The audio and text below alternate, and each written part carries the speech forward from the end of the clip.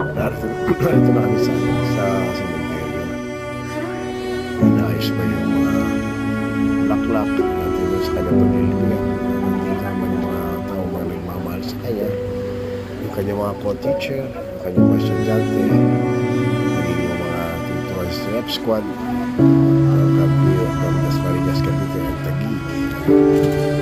At mga kamag-anak, mga tiyahin, mga lolo, mga pamangkin, nandito lahat at sama-sama